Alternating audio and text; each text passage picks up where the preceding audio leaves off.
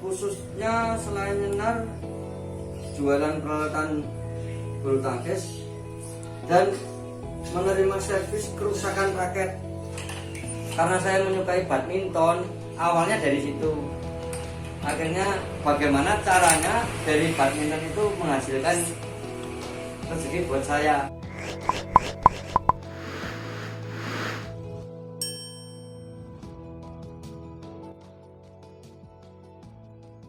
Oke, assalamualaikum warahmatullahi wabarakatuh guys. Ya, ketemu lagi bersama kita di sini ya di channel Seluruh Kabeh. Hari ini kita mau datang ke tempatnya Mbah Dukun. Tapi bukan dukun santet, dukun cabul, apalagi dukun-dukun yang lain ya. Kita sekarang mau datang ke tempatnya Mbah Dukun yang bisa bikin kita sehat, yaitu dukun raket. Ya, ada yang hobi main bulu tangkis, ya inilah dia tempatnya. Pantengin terus. Dan kita sekarang ditemani oleh Mas Joko sebagai yang punya toko ya. Halo Mas Joko, Assalamualaikum. Waalaikumsalam. Sehat? Alhamdulillah sehat. Saya mau banyak bertanya kepada Mas Joko tentang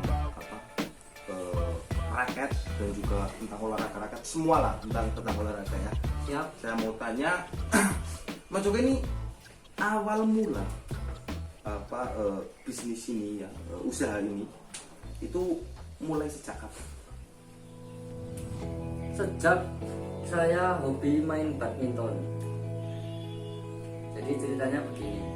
Ya intinya dari hobi badminton itu terus saya kembangkan. Saya kepengen buka usaha yang intinya dari main badminton. Oh, jadi hobi menjadi ladang rezeki gitu. Alhamdulillah. Iya. Karena saya hobi badminton, bagaimana caranya dapat duit dari badminton? Ya otomatis kan harus buka, ya intinya toko atau tempat servis raket lah. Karena ya itu tadi hubungannya dengan badminton kan raket. Terus saya belajar di Solo waktu itu di tempat teman saya, namanya Mas Yono. Di sana namanya Mandiri Sport. Saya belajar di sana, ya agak lama juga lah. Intinya setelah saya bisa, langsung saya buka usaha di Purbalingga ini, khususnya di daerah Kutasari. Itu apa kalau di tempat pendidikan itu biasanya menerima apa aja reparasinya, misalkan ya raket atau apa lagi? Kalau di sini semuanya yang penting berhubungan dengan badminton, dari raket, terus senar raket, terus sok atau klem raket. Kalau raket patah gitu Ya, kalau ada raket yang patah, semuanya bisa. Kebanyakan biasanya kalau pelanggan panjenengan itu sukanya memakai senar-senar yang gimana gitu? Kalau senar relatif, karena semua senar punya keistimewaan sendiri-sendiri. Jadi kebanyakan biasanya kalau dari senar berbagai merek senar itu merek ya, itu yang paling banyak pelanggan panjenengan itu yang suka pakai. Yang paling banyak untuk sementara itu dari Yonex, khususnya BG6 sama BG66, karena harganya terjangkau. Oh, sampai berapa kalau di sini? Kalau tempat saya khususnya BG6 itu 75.000. Oke, kalau itu ya teman-teman, kalau ada yang khususnya di area Purbalingga kalau mau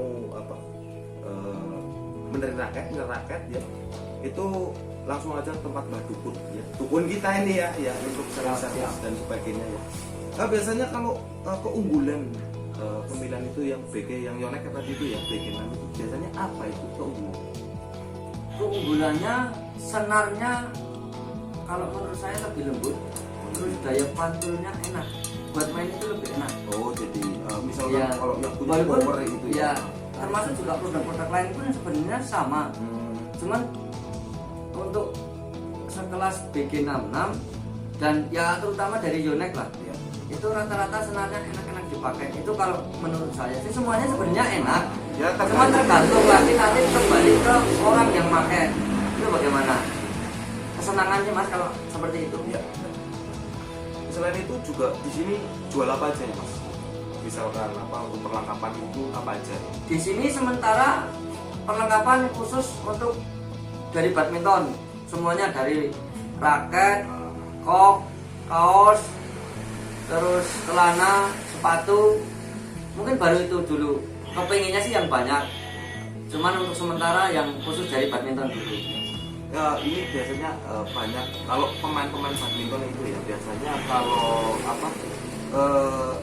bermain biasanya itu kendala di shuttlecock. Misalnya kan shuttlecock itu ada yang biasanya nggak enak dipakai, terlalu cepat, terlalu lambat gitu. Khususnya Purbalingga yang saya tahu itu senangnya masih kok lancip, Mas. Oh, masih kok lancip. Iya, kok lancip. Itu perbedaan kok lancip atau kok yang mungkin saya kurang tahu ya. Jadi kok lancip, kok yang mungkin berbeda-beda itu apa ya keunggulan kok lancip itu? Yang mungkin sugesti juga. Kalau kok lancip itu paling nggak kan kita ya kayak meniru para pemain yang master lah, khususnya kayak pelatnas. Itu kan rata-rata kok lancip. Oh gitu. Ya kalau keistimewaannya sih ya masing-masing produk Ada punya keistimewaan. keistimewaan tersendiri ya. Kalau saya tanya lagi nih, kalau panjenengan nyenar gitu ya, nyenar itu ataupun ngesok benerin yang rakat-rakat pakai itu butuh waktu berapa lama? Kalau nyenar minim setengah jam. Iya. Kalau nyenar. Cuman kalau cuma satu, kalau banyak ya berjam-jam. Iya, Gitu, kalau itu iya. itu sih ya. Iya. Kalau ngesok itu kan mungkin tadi saya lihat ya, Pak, itu prosesnya lebih rumit gitu ya. Itu butuh berapa lama? Lebih rumit, lebih susah. Ya harus menggunakan benar-benar harus yang punya ilmu. Iya. Karena itu kan khusus, Mas. Jadi misalkan pembenaran yang rakat-rakat pandang itu agak lama berarti ya untuk apa? Kalau untuk khususnya shock atau ngeklem itu biasanya paling cepat itu 1 hari. Oh, Itu kalau nggak banyak. Tapi kalau lagi banyak bisa sampai 3 sampai seminggu sampai 2 minggu bisa. Tergantung antrian, Mas. Itu kan tergantung itu juga ya, misalkan kayak frame ini kan, frame patah kan, dan itu di klaim, dan itu butuh waktu pengeringan juga kan. Harus. Pengeringan kan? Ya. Atau gimana? Makanya dalam artian kenapa saya tadi bilang 1 hari itu ngerjainnya pagi paling nggak kita jemur sampai sore sama dicat kan otomatis lem kan udah kering. Oh iya.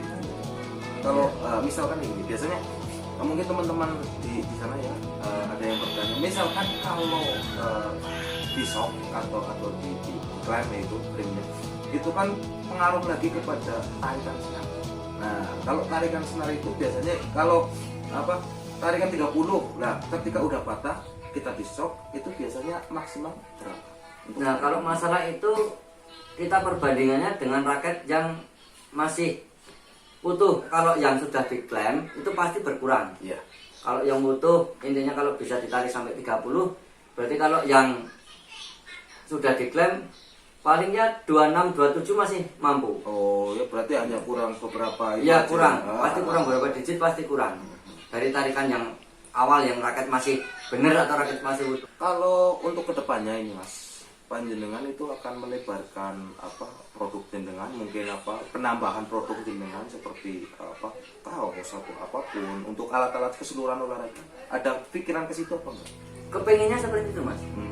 Cuman untuk sementara saya masih fokus di yang untuk khusus badminton dulu. Oh. Kepengennya bikin toko olahraga. Jadi semuanya ada, kepengennya seperti itu. Oh ya, satu itu yang bikin saya ingin bertanya Pak itu kenapa toko jenengan ini dinamai Mbah Dukun atau Dukun Rakyat itu? Nah, itu gimana awalnya bisa tercetus nama itu? kalau itu prosesnya panjang, Mas. Oh iya. Waktu itu nggak kepikiran itu yang namanya dukun rakyat apa itu nggak kepikiran. Dulu pertama kali saya bikin itu sekedar bikin hanya nama servis raket. Waktu itu. Oh iya. Dulu pertama kali berarti buka itu namanya Servis raket. Lama kelamaan waktu itu dari pelanggan semua. Waktu datang ke gedung badminton baru nyampe pasti mereka udah ngomong itu dukunnya datang, itu dukunnya datang. Oh gitu. Ya. Jadi mungkin nama Toko Rakyat itu berawal dari palang sindiran dari teman-teman Iya, dari panjenengan teman-teman gitu ya? dari pelanggan semua gitu ya. Pelan jadi jenengan tercetus nama itu. Iya, malah waktu itu langsung kepikiran, sampai rumah gitu langsung kepikiran. Apakah ini jalan saya, namanya ini ya gitu. Akhirnya terus saya bikin itu tadi namanya Dukun Rakyat. Oh gitu. Oh, jadi ini menarik ya teman-teman. Jadi apa? Justru pencetus nama dari apa usahanya Mas Joko ini malah justru teman-teman ya bukan real dari Mas Joko ya. Jadi Bukan ya. Itulah jadi apa gunanya apa kita sosialisasi sama teman-teman karena kita kan punya usaha gini kayak Mas Joko, mungkin karena dia sering gedung main-main sama teman-teman, jadi mungkin ada cetusan yang mungkin bisa jadi apa ladang bisnisnya Mas Joko itu ya. Iya, alhamdulillah itu Mas. Luar biasa. Kalau misalkan ada teman-teman gitu ya yang mungkin untuk area Purbalingga yang apa mempunyai masalah dengan senar putus atau putus, alamat panjenengan itu apa? Alamat saya di desa Dusun ya, Dusun Wiranaya, Desa Kutasari. Oh, ya, itu teman-teman ya di Purbalingga. Dusun apa tadi? Wiranaya, Kutasari. Tepatnya itu kalau itu di belakang Pasar Kutasari. Ya, itu masuk situ. Dan cari aja nama Dukun Rakyat. Itu pasti ketemu.